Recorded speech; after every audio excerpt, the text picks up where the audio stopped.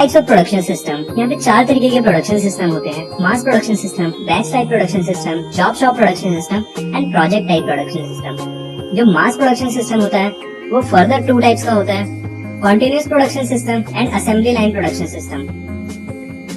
तो चलिए शुरू करते हैं अपने फर्स्ट प्रोडक्शन सिस्टम से, जो कि है mass production system. Mass production system, जैसा कि नाम से पता चल रहा है, इसमें मास प्रोडक्शन होता होगा, ज्यादा क्वांटिटी में प्रोडक्शन होता होगा।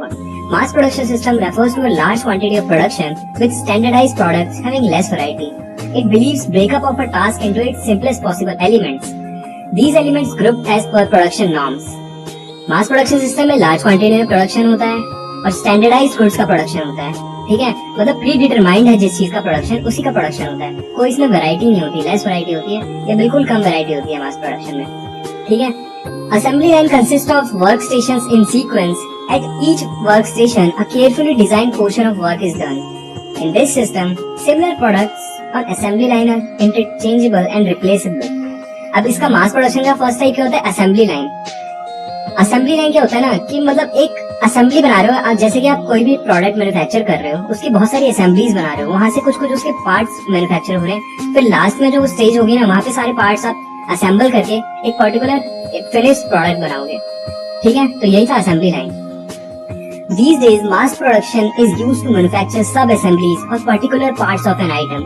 These parts assemble together to get the final product. Okay, जो जैसे मैंने बताया था कि assemblies बना दो, assembled items पहले सारी production में दे दो, उसके बाद जो final product बनाओगे उसमें सब चीज को assemble करना है। Okay, तो mass production में यही होता है। Mass production 2 टाइप के होते हैं: continuous type production system and assembly line production system. Continuous type में क्या नाम से पता चल रहा है, कॉन्टिन्यूसली प्रोडक्शन होता है, मतलब बीच में कोई इंटरप्शन नहीं है, कोई कुछ नहीं है। एक गुड बनाना है आपका, कॉन्टिन्यूस प्रोसेसिंग करो, कॉन्टिन्यूस प्रोडक्शन करो। लेकिन असेंबली लाइन में बहुत सारी असेंबलीज से आप प्रोडक्शन ले रहे हो, असेंबलीज में उस पर्टिकुलर प्रोडक्ट के पार्ट्स बना रहे हो, लास्ट में उसको असेंबल करके फिनिश्ड या फाइनल प्रोडक्ट बना रहे हो। सेकंड है batch type production system. This is characterized by variety of products in varying volumes. Here the production schedule is made according to a specific order or on the basis of demand forecast. अब batch type production system में batches के हिसाब से आप बना रहे हो, जैसे जैसे आप डिमांड फोकस कर रहे हो या स्पेसिफिक कोई ऑर्डर आ रहा है बाहर से, उसके हिसाब से आप प्रोडक्शन कर रहे हो बैच में, ठीक है। बैच क्या होता है? पर्टिकुलर एक लॉट मान लो किसी भी प्रोडक्ट का, वो बना रहे हो आप। In batch system, new batch is undertaken for production only when the work on all items of a batch is complete. Here, after the production of one batch, the plant and machine become available to other batch of similar type of product. इसमें यही कहा गया कि batch system में जो होता है ना, आप अगर पहले एक बैच को खत्म करो बना के, उसी के बाद आप दूसरा बैच ले सकते हो, ठीक है। जब प्लांट एंड मशीनरी खाली हो जाएंगी एकदम, तभी आप सिमिलर टाइप ऑफ प्रोडक्ट बना सकते हो उस बैच के अंदर। Okay, in this system a batch is not passed to the next operation until the work on previous operation is complete for the whole batch and no new batch enter the production line. This results in considerable idle time for various operation centers. अब इसमें क्या है, इसमें drawback क्या हो गया? Idle time बहुत बच जाता है मशीन्स के पास। क्या है इसमें कि जब तक आप पूरा एक बैच कंप्लीट नहीं कर लेते ना, तब तक आप न्यू बैच नहीं ले सकते। तो इससे क्या है कि मशीन सारे खाली रहेंगे, ये इसका ड्रॉबैक होता है बैच टाइप प्रोडक्शन सिस्टम का। थर्ड है job shop production system. This is characterized by a variety of custom designed products in small volumes. Job production involves manufacturing of product to meet specific customer requirements of special orders. The quantity involved is small. In job shop, jobs and demand both are unpredictable. अब job shop में क्या कर रहे हो? जब customer का कोई order आ रहा है, उसकी पर्टिकुलर रिक्वायरमेंट को पूरा करने के लिए आप प्रोडक्शन या मैन्युफैक्चरिंग कर रहे हो, ठीक है, स्पेसिफिक प्रोडक्ट का कस्टम डिजाइन। और ये स्मॉल वॉल्यूम्स में होता है हमेशा, क्योंकि कोई भी कस्टमर का ऑर्डर आएगा तो आप बहुत करने के लिए तो बना नहीं सकते, उसी के हिसाब से आपको प्रोडक्शन करना पड़ेगा, ठीक है। जॉब शॉप में क्या होता है? जॉब्स और डिमांड्स अनप्रेडिक्टेबल होती हैं, कस्टमर की कब डिमांड आ जाए, क्या हमें जॉब अपनी करनी पड़े मैन्युफैक्चरिंग में, ठीक है। फोर्थ और लास्ट टाइप का प्रोडक्शन सिस्टम होता है project type production system. A project is a set of non repetitive type of operations and activities. These activities once through are not repeated. Hence, every project is unique. There is no experience to guide, since nothing similar has done under similar circumstances in past. Manpower, facilities, and other resources are brought around such product.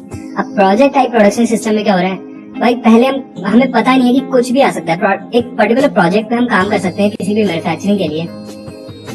यहाँ पे non repetitive type of activities होती हैं जो हमने पहले कभी नहीं किया, उस चीज का भी हमें प्रोजेक्ट मिल सकता है, तो उसके हिसाब से हमें अपना प्रोडक्शन सिस्टम डिजाइन करना पड़ेगा।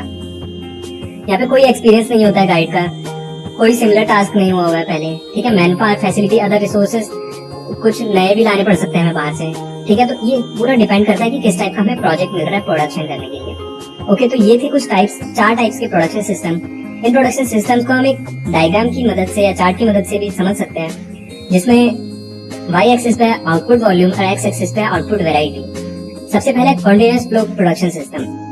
अब कॉन्टिन्यूअस फ्लो में क्या हो रहा है, आउटपुट बहुत ज्यादा हो रहा है, कॉन्टिन्यूअसली हम प्रोडक्शन करे जा रहे हैं, उसमें वैरायटी का हम नहीं देख रहे हैं। हम जैसे सीमेंट का प्रोडक्शन ले लो आप, सीमेंट में क्या होता है कि हम वैरायटी नहीं करते हैं सीमेंट में ज्यादा कि ये इस टाइप का सीमेंट है, ये इस टाइप का, हम बस वॉल्यूम पे ध्यान रखते हैं कि हम ज्यादा से ज्यादा प्रोडक्शन करें।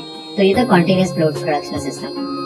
सेकंड है असेंबली लाइन। असेंबली लाइन में हम क्या करते हैं, असेंबली के हिसाब से प्रोडक्शन करते हैं। हम बहुत सारी असेंबलीज लगा रहे हैं, तो वहाँ पे आउटपुट वॉल्यूम में थोड़ा सा डिफरेंस हो सकता है, ठीक है।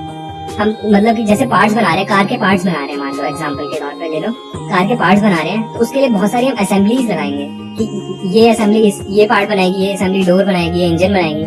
तो उसमें वॉल्यूम पे इतना ध्यान नहीं होता है, वॉल्यूम कितना भी हो, वैरायटी में भी ध्यान सकता है कि उसका डोर किसी और में भी लगा सकते हैं, उसका इंजन किसी और में भी लगा सकते हैं, तो ये वैरायटी हो गई। Batch type production system. Batch type में क्या कर रहे हैं, हम पर्टिकुलर बैच पे ध्यान दे रहे हैं, वॉल्यूम पे ध्यान नहीं दे रहे। पर्टिकुलर बैच खत्म होगा, उसके बाद ही दूसरा बैच आएगा, तो इसमें वॉल्यूम थोड़ी कम हो जाती है और वैरायटी के चांसेस थोड़े से ज्यादा हो जाते हैं कि एक बैच के बाद क्या पता दूसरा बैच किसी और वैरायटी का हो, तीसरा किसी और वैरायटी का हो, ठीक है। लास्ट है जॉब शॉप। जॉब शॉप में हम क्या कर रहे हैं, पर्टिकुलर जॉब के हिसाब से करते हैं। जैसे जैसे कस्टमर की डिमांड आएगी, जैसे जैसे कस्टमर का ऑर्डर आएगा, उसी हिसाब से हम अपना प्रोडक्शन करेंगे। तो इसमें वॉल्यूम तो बिल्कुल ही नहीं होती है, वॉल्यूम तो है ही नहीं। पर्टिकुलर डिमांड आएगी, उसके हिसाब से हमें प्रोड्यूस करना है, हमें स्टॉक करके नहीं रखना है ज्यादा बना के, ठीक है। तो जॉब शॉप में वैरायटी पे ध्यान दिया जाता है, कस्टमर्स की कैसे कैसे डिमांड है, कैसे कैसे उसकी वैरायटी देनी है हमने। तो यही था types of production system. Hope आप समझ गए होंगे जो मैंने अभी तक समझाया। Thanks for watching. अगर अभी भी कोई डाउट है तो नीचे कमेंट सेक्शन में आप लिख सकते हैं, और वीडियो को लाइक करना मत भूलना, पसंद तो आई गई होगी। और हाँ, सबसे इम्पोर्टेंट बात, चैनल को सब्सक्राइब करना मत भूलना यार, बहुत कम सब्सक्राइबर्स हैं यूट्यूब पे। स्टडी के चैनल को प्रमोट करो, ठीक है, ज्यादा से ज्यादा। ओके, बाकी समझदार हो आप, समझ गए होंगे। तो थैंक्स फॉर वॉचिंग, मिलते हैं आपसे नेक्स्ट वीडियो में, तब तक के लिए गुड बाय।